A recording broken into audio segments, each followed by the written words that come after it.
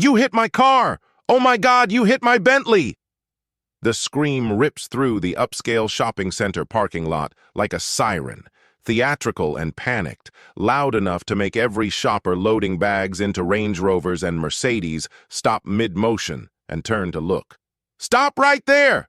Don't you dare leave! Someone call 911! This man just hit my car, and he's trying to run! 28-year-old Devin stands frozen next to his silver Honda Accord, car keys still in his hand, staring at the woman having a complete meltdown 30 feet away beside a pristine white Bentley Continental GT. Around them, the parking lot of one of the city's most exclusive shopping districts continues its Saturday afternoon rhythm. Luxury cars pulling in and out, well-dressed shoppers carrying designer bags, valets jogging to retrieve vehicles, the quiet hum of wealth and privilege. The woman is white, probably mid-50s, wearing clothes that scream money. Designer blouse, expensive jeans, Hermes handbag, jewelry that probably costs more than Devin's car. Her perfectly highlighted hair is styled for maximum Karen effect. Her face is red with fury, and tears are streaming down her cheeks as she points a manicured finger directly at Devin. And Devin knows, with the exhausting, familiar certainty of someone who's lived this reality his entire life, exactly what's happening. He's being set up. Ma'am, I didn't hit your car. Devin keeps his voice calm, measured, despite the adrenaline flooding his system. I just parked. I never came near your vehicle. Don't lie to me! I saw it with my own eyes! You backed right into my car! There's damage! Look at this! She gestures frantically to her Bentley's rear bumper. That's $15,000 in damage! You destroyed my car and you're trying to leave! I know what you're doing! You think you can just hit someone's car and drive away? A crowd is forming now, other shoppers gravitating toward the drama. Store employees coming out to see what's happening. Everyone with phones out, recording. The modern reflex, something dramatic is happening. Document it, post it, make it content. Devin stays where he is, doesn't move toward his car, doesn't try to leave, because he knows how this looks. Young black man, modest car, wealthy white woman, expensive Bentley, accusations of hit and run. If he tries to leave now, even though he's innocent, it confirms her narrative, gives her ammunition, makes him look guilty. Ma'am, I didn't hit your car. I'm parked 3 spaces away from you. I never backed up near your vehicle. I pulled straight into my spot. Liar. Stop lying. I watched you. You were driving recklessly. You backed up without looking. You hit my car and now you're trying to deny it. This is unbelievable. Where are the police? Why isn't anyone calling the police? Someone in the crowd is already on the phone. Devin can hear them. Yes, there's been an accident in the parking lot. A hit and run. The driver is still here. Devin's mind is racing. This is bad. Really bad. It's his word against hers. And in this neighborhood, wealthy, predominantly white, the kind of place where people driving Bentleys get the benefit of the doubt, her word carries weight, his doesn't. She's crying now. Full performance, hands shaking, voice breaking. I can't believe this is happening. I just went shopping. I was just living my life, and this person destroyed my car. Do you know how much a Bentley costs? Do you have any idea? And he's just standing there lying about it. Someone needs to stop him before he drives away. Devin pulls out his phone. Doesn't say anything. Just opens an app. Starts pulling up footage. Because what this woman having her theatrical breakdown doesn't know, what she calculated wrong when she picked him as her target, is that Devin has something that's about to destroy her entire performance. A Dashcam, front and rear, continuous recording, cloud backup, HD quality, capturing everything that happens around his car from the moment he starts driving until he turns off the engine, including the moment 15 minutes ago when he pulled into this parking lot, carefully navigated to his spot, parked cleanly 3 spaces away from her Bentley, turned off his engine, sat for 2 minutes checking his phone, then exited his vehicle without ever coming within 10 feet of her car. And more importantly, capturing the moment 8 minutes ago when this woman examined a scratch on her Bentley's bumper, looked around the parking lot like she was searching for something, saw Devon's car arrive, watched him park, then positioned herself to create this exact scene the moment he stepped out of his vehicle. She set him up, deliberately, calculated, and his dashcam caught every second of it. "Where are the police?" The woman's voice is getting more hysterical. "He's going to leave. Someone needs to block his car. Don't let him drive away. He's a hit-and-run driver. He's a criminal." That word lands heavy. Criminal. Said loud enough for everyone to hear. Loud enough to shape the narrative. Young black man. Criminal. The association she's deliberately creating. The story she's building. Devon takes a breath. Forces himself to stay calm. Because getting angry, even justifiably angry, just plays into stereotypes, makes him look aggressive, gives her more ammunition. So he stays still, keeps his voice level, and waits for the evidence to speak louder than her performance. "Ma'am, I have a dash cam. It records everything. If you want to wait for the police, we can show them the footage. It will clearly show I never touched your vehicle." For just a fraction of a second, maybe half a heartbeat, the woman's performance falters. Her eyes flick to him with something that looks like panic, but she recovers fast, too fast, like she's done this before. "A dash cam? You expect us to believe some doctored video? Anyone can fake footage. Everyone knows that. You probably edited it. You probably deleted the part where you hit my car. I know how you people work. I know your tricks." You people. There it is. Out loud. In front of witnesses. The racism she's trying to weaponize against him. An older white man from the crowd steps forward. "Miss, if the young man has video evidence, maybe we should wait for the police to review it before making accusations." "No! I know what I saw. I was right here. I watched him hit my car. Video can be edited. You can't trust that, but you can trust what I saw with my own eyes. And I'm telling you, he hit my car. He's lying."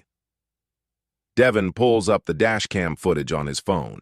The app shows the last hour of recording, front and rear camera views. He can see himself pulling into the parking lot, can see his careful navigation to his spot, can see that he never came close to the Bentley. More importantly, he can see her.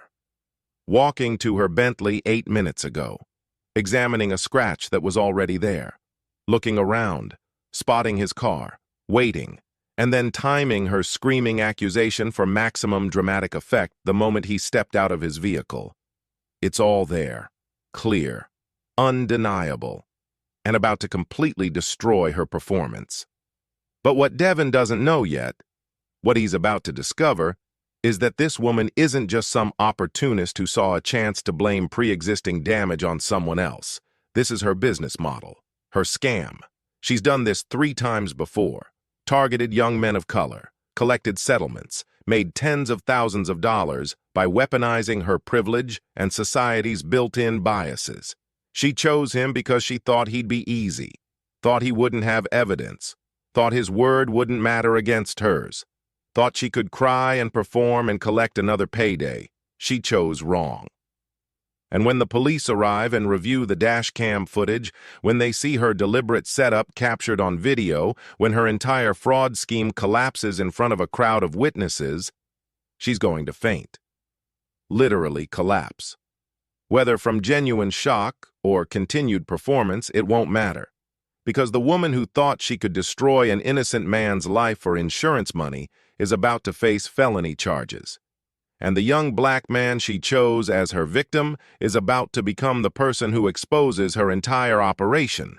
This is the story of how one dashcam destroyed a serial scammer, how staying calm in the face of false accusations saved someone from injustice, and how the woman who weaponized her privilege and his race ended up in handcuffs instead.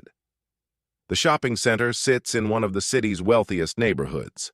3 square blocks of luxury retail, designer boutiques, high-end restaurants, exclusive fitness studios, artisan cafes where coffee costs $12.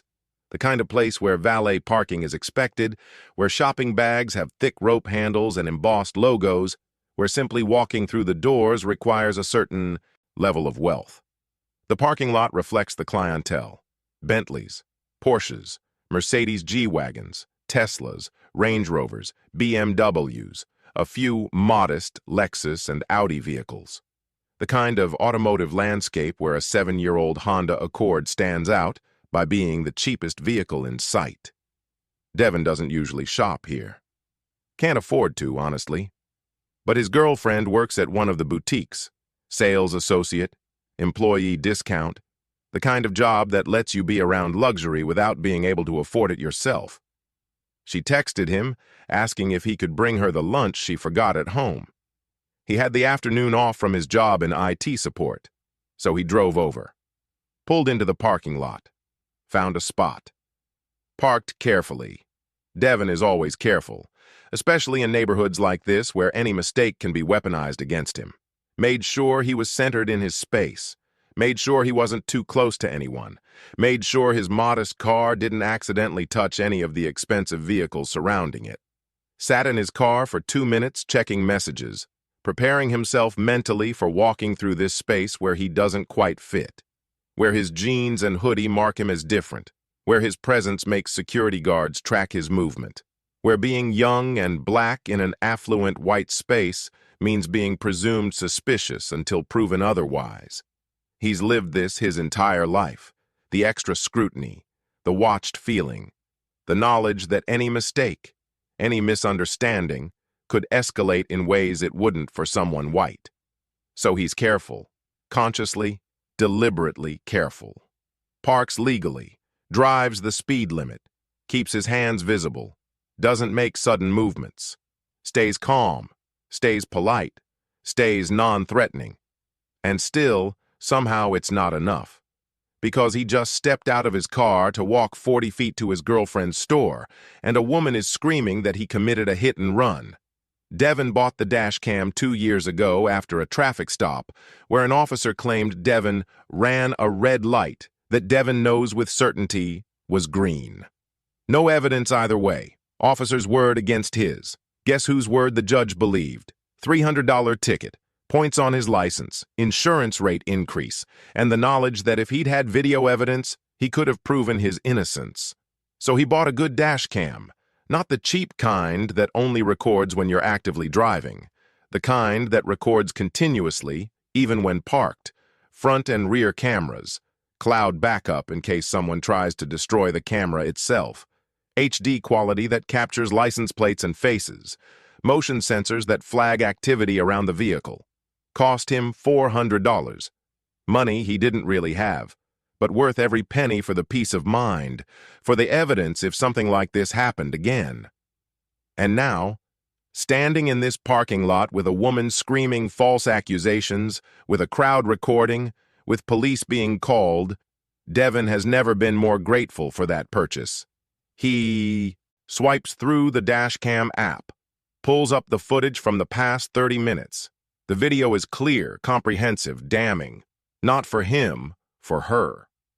The rear camera shows his parking approach, shows him backing into his space with easily 3 feet of clearance from the vehicles on either side, shows him never coming within 10 feet of the Bentley, shows him sitting in his car for 2 minutes, shows him exiting carefully. And before that, shows the woman, walking to her Bentley from the stores, looking at her phone, stopping, noticing something on her bumper, leaning down to examine it, straightening up, looking around the parking lot, her body language changing, becoming purposeful, shows her walking to the driver's side, getting something from inside the car, walking back to the rear bumper, looking around again, checking for cameras, for witnesses, for opportunities, shows her spotting Devin's Honda pulling into the lot, watching him navigate to his spot, watching him park. And then, and this is the moment that destroys any possible claim she might make, shows her positioning herself beside her car, waiting, timing it, then launching into her screaming performance the exact second Devin steps out of his vehicle. It's premeditated, it's calculated, It's fraud, and it's all captured in HD video with timestamps and GPS coordinates. Devin watches police cars pulling into the parking lot. 2 units, officers getting out. The woman immediately rushing toward them, tears streaming, hands shaking, the victim performance escalating. "Officers! Thank God! This man hit my car and he's trying to leave. I saw it happen. There's damage. I want him arrested for hit and run. I want to press charges." The police officers, both white, both middle-aged, both looking like they've responded to 1,000 parking lot fender benders, approach with the tired patience of people who deal with wealthy neighborhoods and their problems constantly. One officer walks to the Bentley, examines the scratch the woman is pointing to. It's small, maybe 3 inches long on the rear bumper. Clear coat damage. Not good, but not catastrophic. Certainly not $15,000 worth of damage like she's claiming. The other officer approaches Devin. "Sir, did you hit this vehicle?" Devin keeps his hands visible, keeps his voice calm, doesn't make sudden movements. All the things he's learned to do when interacting with police. "No, officer, I did not. I never came near that vehicle, and I have dashcam footage that proves it." The woman's voice rises. "He's lying! I watched him back into my car. He's lying and trying to show you fake video. You can't trust that." The officer examining the Bentley looks up. "Ma'am, this scratch, it looks weathered, not fresh. The edges are oxidized. This has been here for a while." Her face flushes. "What? No! That's from the impact.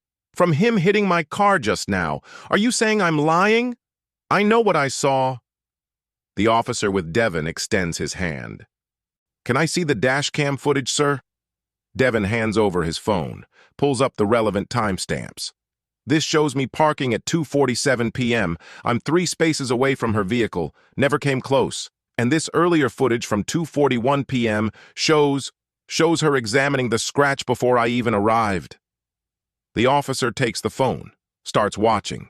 His partner joins him. They're quiet, professional, reviewing the evidence. Devin can see their expressions changing, can see them understanding what they're looking at. The woman is still talking, still performing. "You can't trust that. Video can be edited. Everyone knows that. He probably works in computers. He could have faked that. You need to trust what I saw." The first officer looks up from the phone. His expression has completely changed. No longer tired and patient. Now there's something harder there. Something that looks like anger mixed with professional disappointment. "Ma'am, this footage shows you examining this scratch at 2:41 p.m., 6 minutes before this gentleman even arrived. It shows you watching him park. It shows you positioning yourself to accuse him, and it shows very clearly that he never came within 10 feet of your vehicle. Is there something you'd like to explain?" The woman's face goes through several colors. Red, white, purple. Her mouth opens and closes, and for the first time since this started, she's speechless. I must have... Maybe I was mistaken about the timing. Maybe it was a different car earlier. I'm confused." She's backpedaling now, the performance crumbling. The officer isn't having it. "Ma'am, we have a serious problem here. You filed a false police report. You accused this man of a crime he didn't commit. That's illegal. And based on this footage, it appears you deliberately staged this incident." No, I didn't. I was just mistaken. Anyone could make that mistake. I thought I saw him hit my car. I was wrong. It was an honest mistake." She's pivoting now, from aggressive accuser to confused innocent. But it's too late. The officers have seen the video, seen her deliberate setup. Devin speaks quietly. "Officer, I'd like to press charges for filing a false police report, for attempted fraud, for defamation. She tried to destroy my reputation and potentially my freedom over insurance money. And based on how calculated that video looks, I don't think this is her first time doing this." The second officer looks at Devin with something like respect. "Sir, would you be willing to provide us with a copy of this footage for evidence?" "Absolutely. I can email it to you right now. I also have it backed up to cloud storage with timestamps and GPS coordinates showing exactly where and when this happened. The woman is panicking now, really panicking. Please, please, this is all just a misunderstanding. I don't want any trouble. Let's just forget this happened. I won't pursue any claims against him. We can all just walk away. But the first officer is already pulling out his citation book. Ma'am, filing a false police report is a misdemeanor. We can't just walk away from that. And if this gentleman wants to press additional charges, that's his right. Devin looks at her, really looks at her, sees the panic, the realization that her scam fell apart, and he feels tired, not vindicated, not satisfied, just tired. Tired of being targeted, tired of being assumed guilty, tired of needing dashcams and documentation and proof just to live his life without false accusations. Tired of people like her who see people like him as easy marks, as people whose lives don't matter enough to care about destroying them for profit. Officer, I want to file a full report. I want this documented. I want charges pressed. Because I have a feeling if you check her history, you'll find this isn't the first time she's done this. And if I don't press charges, she'll just do it to someone else. The officer nods. We'll run her information. Check for priors. If there's a pattern, the district attorney will want to know. And that's when it happens. The woman's eyes roll back. Her knees buckle. She collapses right there in the parking lot. Expensive handbag hitting the pavement, designer sunglasses flying off her face, the whole dramatic fall. Is it real? Is it shock? Is it another performance? Is she having a genuine medical emergency or just trying to garner sympathy? The officers rush to her. Call for medical. The crowd presses closer, phones still out, still recording. Devin stands back, stays out of the way, lets the professionals handle it. And he thinks about how close he came to being destroyed by this. If he hadn't had the dashcam, if he hadn't had evidence, if it had been his word against hers in this neighborhood with these witnesses and these police officers, what would have happened? Would they have believed him? Would his calm denials have mattered against her tears and her performance and her Bentley? Would he be the one in handcuffs right now instead of her potentially facing charges? The answer makes him feel sick, because he knows. He knows exactly how that would have gone. He'd have been presumed guilty, arrested, charged, his life derailed over something he didn't do, because someone looked at him and saw an easy target. The dashcam saved him. $400 investment, random purchase 2 years ago, and it just prevented his life from being destroyed. But here's what Devin doesn't know yet, what he's about to discover when police run her information. This woman has done this before. 3 times. 3 previous incidents where she claimed someone hit her Bentley in parking lots. 3 settlements collected. 3 young men of color whose lives were disrupted by her false claims. One paid her $5,000 directly just to make it go away. Couldn't afford a lawyer, couldn't risk a court case, just wanted it over. One lost his delivery job after his company's insurance rates skyrocketed from the claim. Couldn't prove his innocence. Company decided he was a liability, terminated him. One fought it in court for 8 months, racked up $12,000 in legal fees, eventually settled because continuing to fight cost more than just paying her off. All of them were innocent. All of them were targeted because she calculated they'd be easy to blame. Young, male, not white, driving modest vehicles. People society would doubt.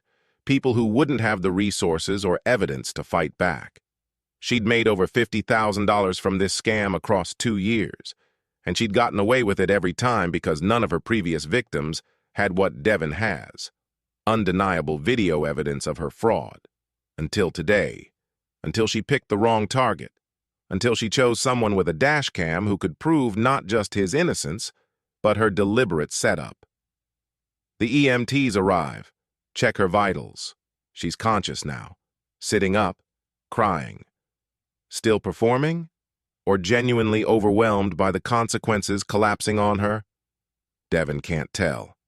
Doesn't really care. The first officer approaches him. "Sir, we're going to need you to come to the station to file a formal report. Bring that dashcam footage. We'll need copies for evidence, and I want to be straight with you. When we run her information, if there's a pattern here, this becomes a much bigger case." "How much bigger?" "Insurance fraud is a felony if the amount exceeds $1,000. Multiple counts could mean serious prison time. And if she's been targeting specific demographics, that could add hate crime enhancements."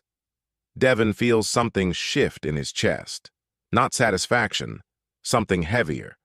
The knowledge that his decision to press charges might send this woman to prison.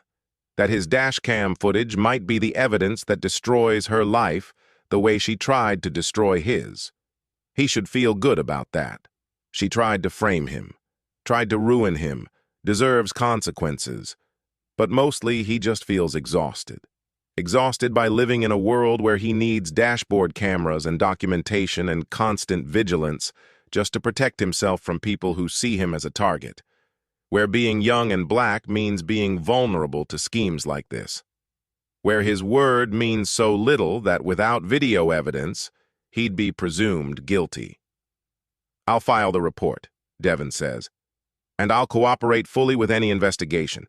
Because you're right. If she's done this before, she'll do it again. And maybe the next person she targets won't have a dashcam, won't have proof, won't be able to defend themselves." The officer nods, respect in his expression.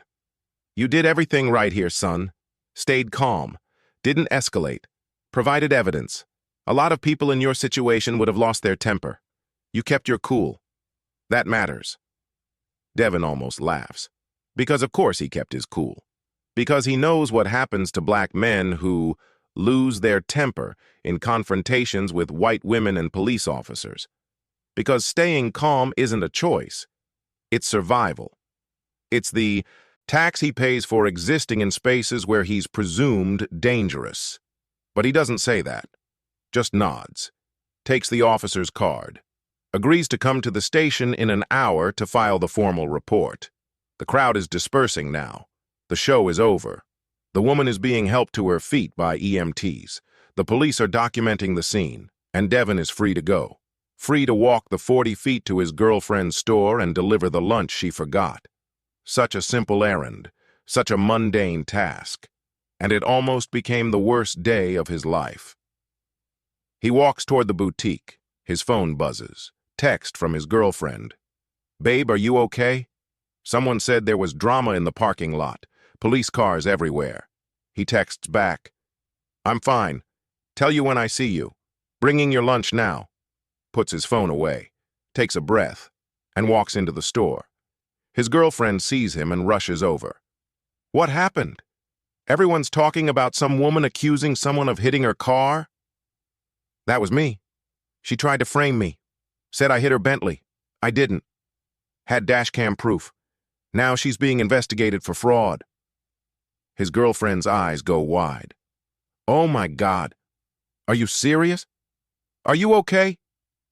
And Devin realizes he's shaking. The adrenaline finally catching up.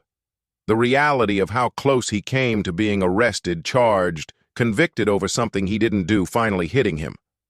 "I'm okay. But if I hadn't had that dashcam, if I couldn't prove I was innocent..." He doesn't finish the sentence. Doesn't need to. She understands. She pulls him into a hug. "I'm so glad you're safe. I'm so glad you had proof." "Me too. But I keep thinking, how many people don't have proof? How many people get accused and can't defend themselves? How many lives get destroyed by people like her?" "You're going to stop her, though, by pressing charges, by exposing what she did." "Maybe. I hope so." They stand there for a moment. Then she pulls back. "Thank you for bringing lunch, even though you almost got arrested in the process." He laughs. It feels good to laugh. "Yeah, not exactly what I expected from this errand." She goes back to work.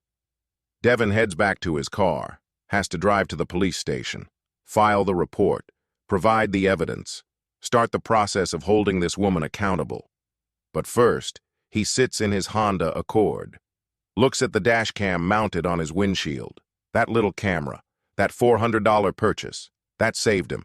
Pulls out his phone. Posts to social media. PSA, get a dash cam. Not just for accidents, for false accusations, for protection, for proof. Just got accused of hit and run in a parking lot. I was parked 3 spaces away, never touched the car. Dashcam proved my innocence and exposed her fraud. $400 device just saved my life, worth every penny. Posts it. Doesn't expect much response. Just wants to share. Wants other people, especially other young black people, who might be targeted like he was, to know they need this protection. The post goes viral within hours. 100,000 shares by evening, 1 million by the next morning, because Devon's story isn't unique. It's common, happens constantly. Black people being falsely accused, being presumed guilty, being targeted by scammers who know society will believe them over their victims. But usually those stories don't have happy endings. Usually the victims don't have proof, don't have dash cams, don't have evidence, just have their word against accusations. And their word isn't enough. Devon's story is different because he had proof, and because he's willing to go public with it, to expose what happened, to make people see the reality of these schemes. His social media blows up. News outlets reach out. Dashcam companies offer him sponsorships. Other victims of similar scams contact him. Lawyers offer to represent him pro bono in civil suits against the woman. And most importantly, other young people start buying dashcams, start protecting themselves, start creating their own evidence in case they become targets. Devon's $400 purchase doesn't just save his life, it starts a movement, a recognition that in a world where your word isn't believed by default, you need documentation, you need proof, you need protection. At the police station, Devon provides his statement, hands over the dashcam footage, watches officers review it with growing concern. Mr. Howell, the detective assigned to his case, says, using Devon's last name for the first time, "We ran her information. You were right. She has 3 previous incidents. Same pattern, same type of victims, same claims. And in all 3 cases, she collected settlements." "So she's done this before, multiple times."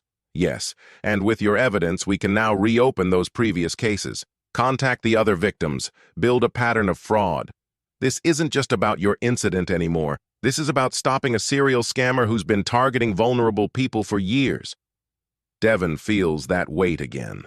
The knowledge that his decision to press charges has opened something bigger. Something that might bring justice not just for him, but for everyone she's victimized. What happens next? "We charge her with insurance fraud, multiple counts, filing false police reports, 4 counts now including yours. Potentially conspiracy and hate crime enhancements if we can prove she was specifically targeting people based on race. She's looking at serious prison time, years, not months." Devon nods. "Good. Because if you hadn't caught her now, she'd just keep doing it, keep ruining lives, keep collecting money from people who can't fight back."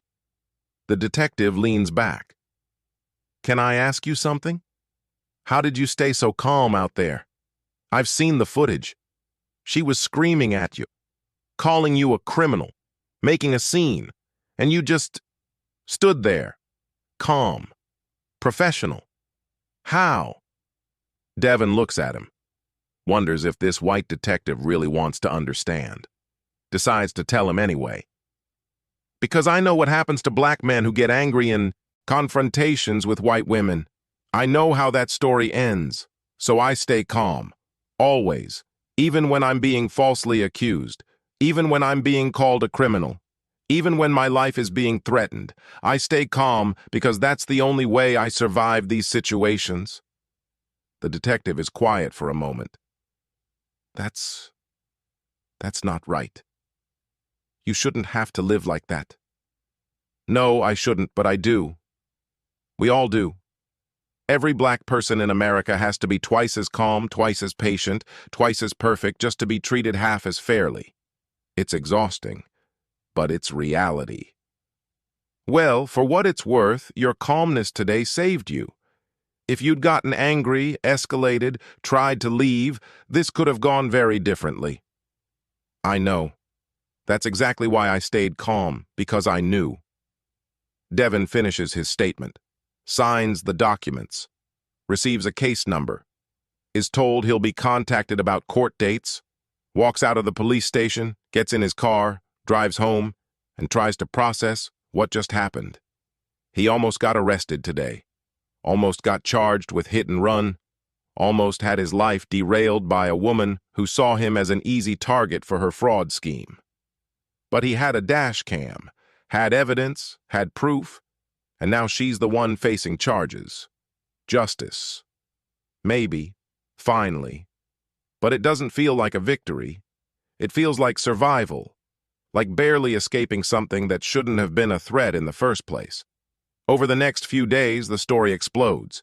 News coverage, social media discussions. Devin becomes the face of a conversation about false accusations, racial profiling, and the importance of documentation. The woman, whose name gets released by media, is identified. Her face is everywhere.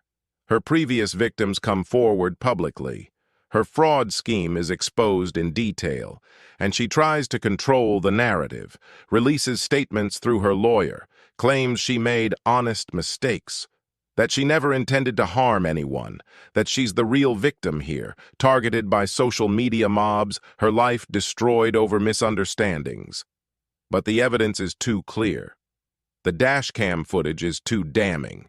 The pattern across multiple victims is too obvious. She's charged with 4 counts of insurance fraud, felonies, 4 counts of filing false police reports, misdemeanors, and multiple counts of attempted extortion. Bail is set at $50,000. Her assets get frozen pending civil suits from previous victims. The Bentley, the car she used as a prop in her scams, gets repossessed. Turns out she was 3 payments behind. The car she claimed was worth $250,000. Actually, a rebuilt salvage title worth maybe $80,000. Even her luxury prop was a fraud. Her life unravels publicly, spectacularly, as a direct consequence of choosing the wrong target. And Devin? Devin goes back to his normal life, back to his IT job, back to his modest apartment, back to being careful in parking lots and documenting everything and staying calm in confrontations. Because one viral moment doesn't change systemic reality, doesn't make him safe from future false accusations, doesn't eliminate the need for dashcams and vigilance and constant proof of innocence. But it does something, changes something, makes people aware, makes them think twice, makes them understand that their false accusations have consequences. 3 months after the parking lot incident, Devin is invited to speak at a community forum about protecting yourself from false accusations and fraud. He stands before 200 people, mostly young people of color, mostly people who've experienced similar targeting, mostly people looking for advice on how to protect themselves. 3 months ago, a woman tried to frame me for hitting her Bentley in a parking lot. She screamed, she cried. She called police. She was convincing, and if I hadn't had a dashcam recording everything, I'd probably have been arrested, maybe convicted. My life destroyed over something I didn't do. He pauses, looks at the faces watching him, sees his own experience reflected back. That dashcam cost me $400, but it saved my life, saved my freedom, saved my reputation, and exposed a serial scammer who'd been targeting people like me for years. Here's what I want you to understand. We live in a world where our word isn't believed by default, where we're presumed guilty until proven innocent, where people like that woman can weaponize our race against us and society will believe them. That's not fair. It's not right. It shouldn't be this way. But it is this way. And until the system changes, we have to protect ourselves. So get dash cams, document interactions, record confrontations when it's legal to do so, keep receipts, keep proof, keep evidence, because your word alone might not be enough, but video evidence, that's undeniable. And if you're falsely accused, stay calm. I know that's hard. I know you want to get angry. I know you want to defend yourself loudly, but staying calm is survival. Escalating can get you arrested or worse. Let the evidence speak for you. Let proof do the work your word can't. The woman who tried to frame me is facing prison time now. Multiple felonies. Her life is destroyed. Not because I got angry or fought back physically, but because I had evidence and I pressed charges. Because I made sure there were consequences. That's the power we have. Documentation, evidence, legal consequences for people who target us. It's not as satisfying as immediate confrontation, but it's more effective, and it's safer. So protect yourselves, invest in dashcams, record what you need to record, know your rights, and when someone tries to destroy you with false accusations, destroy them with truth. The speech gets a standing ovation. Afterwards, dozens of people approach him, thanking him, asking for dashcam recommendations, sharing their own stories of being falsely accused. One young woman pulls him aside. I got accused of shoplifting at a department store last month. Security detained me, made me empty my bags in front of everyone, found nothing, didn't even apologize, just let me go. And I had no proof of what happened because it was their word against mine about how I was treated. Devin nods. Did you file a complaint? What's the point?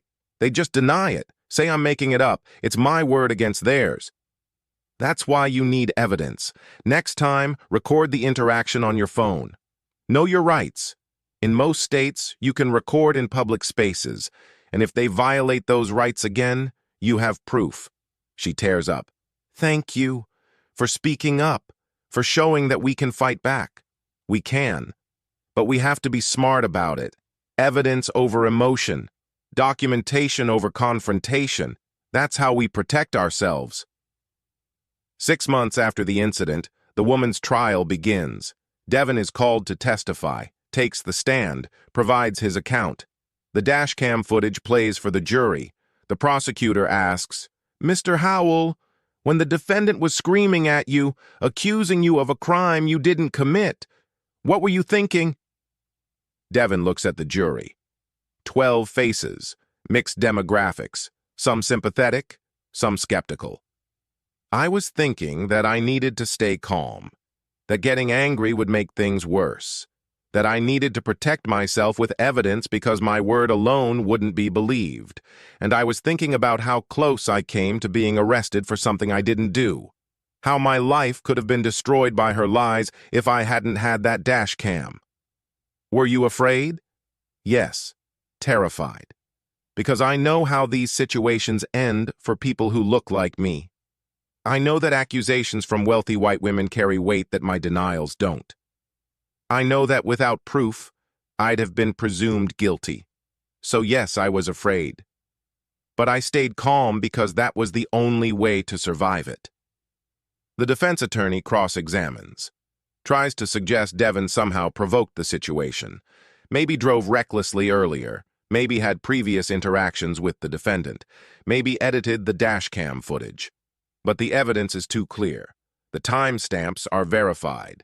The GPS coordinates are confirmed. The footage is authenticated by experts. There's no ambiguity, no room for doubt. The woman tried to frame an innocent man, got caught, and now faces consequences. The jury deliberates for 4 hours, returns with a verdict, guilty on all counts, insurance fraud, 4 felony counts, filing false police reports, 4 misdemeanor counts, attempted extortion, 3 counts. Sentencing comes 2 weeks later. The judge reviews the case, reviews the pattern of targeting vulnerable victims, reviews the calculated nature of the fraud. Ms. Henderson, you systematically targeted young men of color because you believed they would be easy victims. You weaponized racial bias against them. You attempted to destroy their lives for profit. You showed no remorse until you were caught. And even then, your remorse seems directed at your own consequences, rather than the harm you caused. This court sentences you to 5 years in state prison on the fraud charges, with credit for time served. Additionally, you are ordered to pay full restitution to all victims, $73,000 total. You will be required to register as a fraud offender upon release. and you are permanently banned from filing insurance claims without third-party verification. 5 years. Not a light sentence. Not a slap on the wrist. Real consequences for real harm. Devin watches from the gallery, feels something release in his chest. Not joy, not satisfaction, just closure. The knowledge that she can't do this to anyone else, that her victims got some measure of justice, that the system, for once, worked the way it's supposed to. The other victims are there too. The delivery driver who lost his job, the young man who paid her $5,000 to make it go away, the student whose insurance rates skyrocketed. All of them watching her get sentenced. All of them finally seeing justice. After the sentencing, they gather outside the courthouse, form a small group, united by shared victimization, united by survival. The delivery driver shakes Devin's hand. Thank you for having that dash cam, for pressing charges, for not letting her get away with it. If you hadn't fought back, she'd still be out there doing this. The student nods. I blamed myself for months. Thought maybe I actually did something wrong. Maybe I was a bad driver. Maybe I deserved it. Took therapy to understand it wasn't my fault, that she targeted me deliberately. The young man who paid her speaks quietly. I couldn't afford a lawyer, couldn't risk court, just wanted it over. So I gave her the money, and I hated myself for it. Felt like a coward. But watching this trial, hearing the evidence, I realize I was a victim, not a coward, just a victim who didn't have the tools to fight back. Devin looks at them, sees himself in their experiences. We're all victims of a system that doesn't believe us by default. That makes us prove our innocence. That allows people like her to weaponize bias against us. The dashcam saved me, but it shouldn't have been necessary. Our word should have been enough.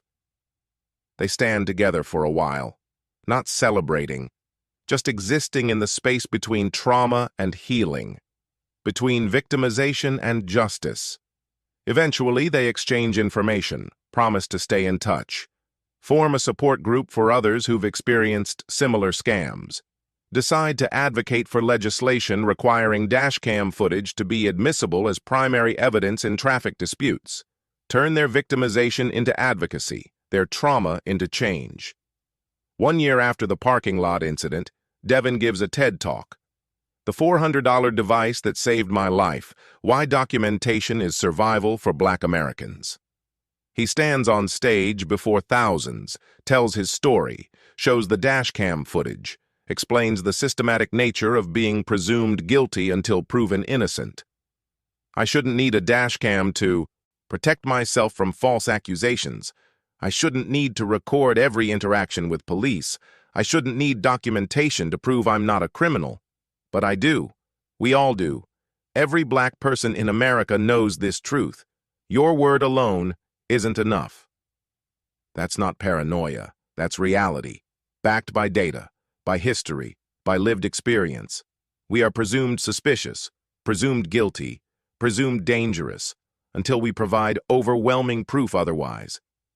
The dashcam that saved me cost $400. Small price for freedom. But the fact that I needed it at all, that's the real cost. The emotional labor, the constant vigilance, the exhaustion of always needing to prove your innocence. That cost is incalculable. So here's my message. Invest in protection. Get dashcams. Record what you legally can. Document interactions. Know your rights. Because until the system changes, until we're believed by default instead of doubted, we have to protect ourselves. But also, fight for systemic change, support body camera legislation, support bail reform, support accountability for false accusations, support laws that make evidence like dashcam footage standard procedure. Documentation is survival, but it shouldn't have to be. That's what we're fighting to change. The talk goes viral. 10 million views in the first week. Dashcam sales spike 400% nationwide. Police departments start requiring body cameras in more situations. Legislators introduce bills making false accusations carry steeper penalties. Devin's story becomes a catalyst, not just for individual protection, but for systemic conversation about presumed guilt and the burden of proof placed on marginalized communities. 2 years after the incident, Devin is invited to the White House, part of a summit on criminal justice reform and false accusations. He sits in a room with other activists, legislators, victims of wrongful convictions, shares his experience, advocates for change. The Dashcam saved me from one false accusation, but it doesn't solve the underlying problem. The problem is that I needed the Dashcam at all, that my word wasn't enough, that I had to prove my innocence instead of my accuser proving my guilt. We need cultural change. We need to stop presuming guilt based on appearance. We need to hold false accusers accountable. We need systems that protect the innocent instead of requiring them to protect themselves. Documentation is a band-aid, a necessary one. But band-aids don't heal the wound. They just cover it. We need to heal the wound. And that requires acknowledging the systematic bias that makes people like me targets in the first place. The summit produces recommendations, policy proposals, funding for wrongful conviction reviews, accountability measures for false accusations, small steps, not solutions, but movement. And Devin continues living his life, working his IT job, dating his girlfriend, being careful in parking lots, keeping his Dashcam active, documenting what needs documenting, staying vigilant.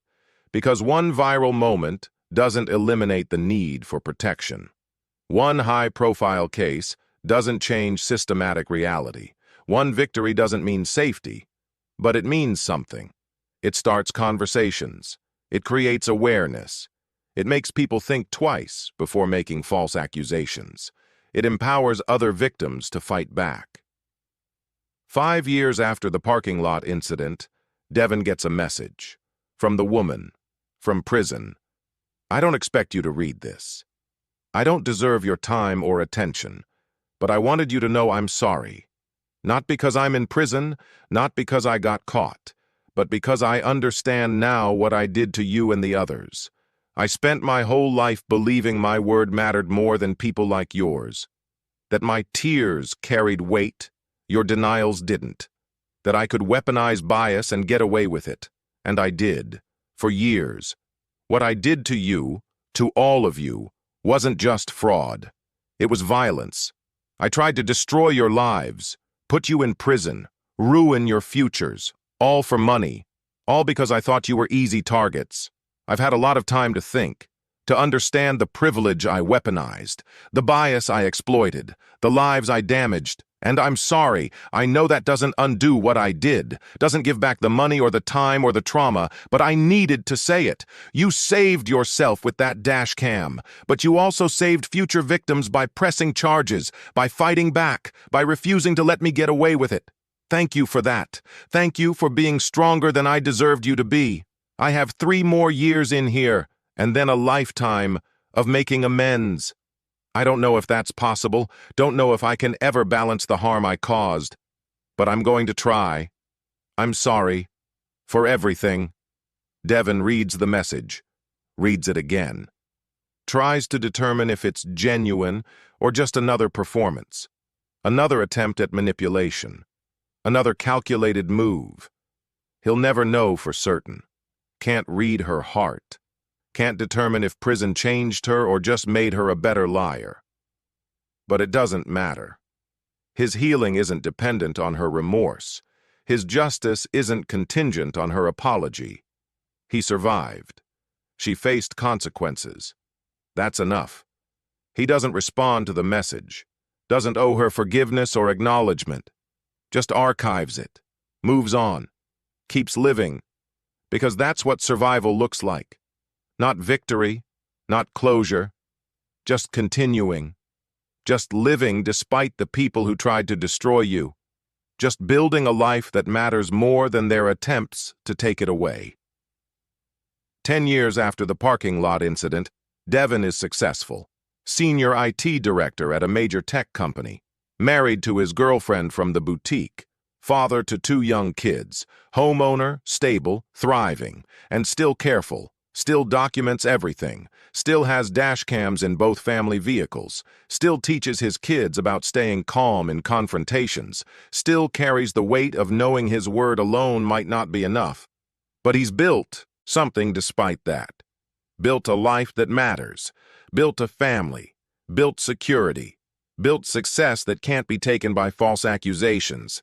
And he uses his platform, speaks at conferences, advocates for policy changes, mentors young black professionals, teaches them about documentation and vigilance and survival. That parking lot incident was supposed to destroy me, he tells audiences. That woman calculated I'd be an easy victim, thought I wouldn't have proof, thought society would believe her over me, thought she could take my freedom for profit. She was wrong, because I had evidence, because I fought back, because I refused to accept being a victim, and because I pressed charges that exposed her entire operation. But here's the reality. I'm one success story among thousands of failures. For every case like mine where the victim had evidence, there are hundreds where they didn't, where they got convicted despite being innocent, where their lives got destroyed by false accusations they couldn't disprove. So yes, protect yourselves. Get dash cams. Document everything. Know your rights. But also fight for a world where that protection isn't necessary, where people are believed based on truth instead of doubted based on appearance, where justice is equal instead of tilted toward those with privilege. The dashcam saved me, but we need to save each other through systemic change, through accountability, through refusing to accept a world where some people's words matter more than others. That's the work. That's the fight. And it's far from over. Devin looks at his kids playing in the backyard, thinks about the world they're inheriting. The world where dash cams are necessary, where documentation is survival, where being presumed innocent is a privilege not extended to everyone. And he commits to changing it. One conversation at a time, one policy at a time, one victory at a time. The woman who tried to frame him taught him something valuable, that documentation is power, that evidence is protection, that fighting back creates change. She's still in prison, he's still free. That's justice. But more importantly, her attempted frame job became a movement. Her false accusations sparked national conversation. Her fraud scheme's exposure changed how people think about bias and belief and burden of proof. She tried to destroy him. Instead, she accidentally created a catalyst for change. That's not forgiveness. That's just irony. The expensive, karmic kind. The kind that costs someone 5 years in prison and creates policy change that protects thousands of future potential victims. The kind where one person's evil intention accidentally generates positive movement because someone else refused to be a victim. Devin parks in shopping center parking lots without fear now. Not because the world changed, but because he has evidence, has documentation, has power. And if someone tries to frame him again, he'll be ready, with cameras recording, with evidence time-stamped, with proof that can't be denied, because the woman who tried to frame him for hitting her Bentley taught him the most important lesson. Your truth needs evidence. Your innocence needs proof. Your word needs backup. That shouldn't be necessary, but it is. And until it isn't, Devin will keep his dashcam running, keep his documentation current, keep his evidence ready. Because the price of freedom, for people who look like him, is eternal vigilance and $400 worth of dashboard cameras. Have you ever been falsely accused? Have you ever needed evidence to prove your innocence? Have you ever been presumed guilty until you could prove otherwise? Share your story in the comments below. Subscribe to our channel for more stories of people who fought back against false accusations, exposed scammers, and proved that documentation is protection.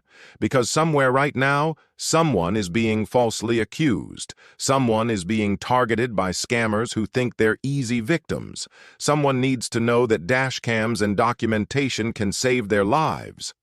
A woman tried to frame a black driver for hitting her Bentley. She screamed, she cried, she performed. She thought she'd win because society would believe her over him. She was wrong, because he had a dash cam, because he had proof, because he pressed charges that exposed her as a serial scammer who'd been targeting vulnerable people for years. Her false accusation cost her 5 years in prison. His $400 Dashcam saved his freedom and created a movement. That's not revenge. That's evidence. That's documentation. That's the power of proof in a world that doesn't believe your word by default. The woman who fainted when he pulled out the Dashcam wasn't collapsing from shock.